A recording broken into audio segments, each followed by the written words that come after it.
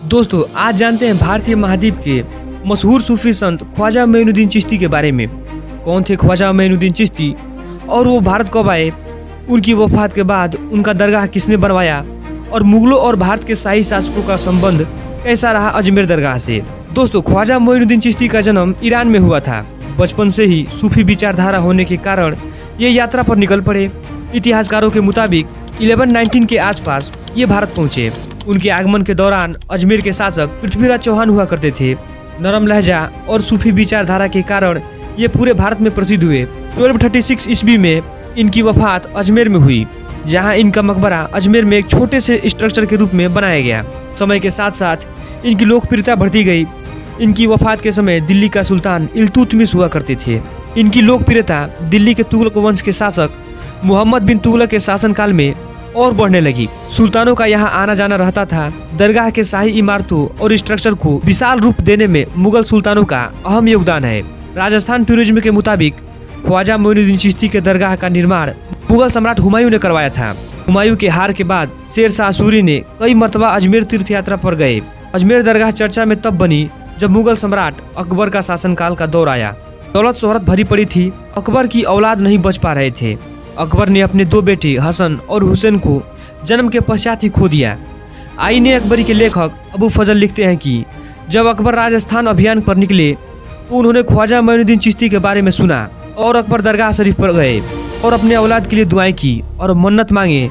अजमेर से वापसी के बाद अकबर आगरे के एक सूफी सलीम चिश्ती से मिले और उनसे प्रभावित होकर रोजाना उनसे मिलने लगे। एक दिन अकबर ने सलीम चिश्ती से पूछा कि मेरे कितने बेटे होंगे। चिश्ती साहब ने जवाब दिया 3, और बिल्कुल ऐसा ही हुआ। कुछ समय बाद अकबर का पहला औलाद हुआ, जिसका नाम अकबर ने सलीम चिश्ती के नाम पर ही शाहजादा सलीम रखा, जो आगे चलकर जहांगीर के नाम से जाना गया।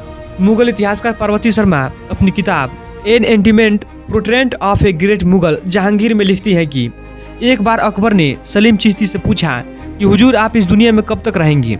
तो चिश्ती साहब ने जवाब दिया कि जब शाहजादा सलीम अपना पढ़ना लिखना शुरू कर देगा तो मैं इस दुनिया से कूच कर जाऊंगा।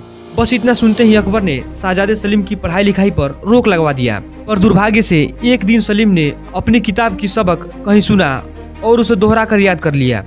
उस दिन से सूफी सलीम चिश्ती की तबीयत खराब हुई और कुछ दिन बाद वो दुनिया को अलविदा कह गए। उनके जाने के बाद भी अकबर अजमेर की दरगाह पर जाते रहे। वहाँ उन्होंने खूब सारा दान दिया।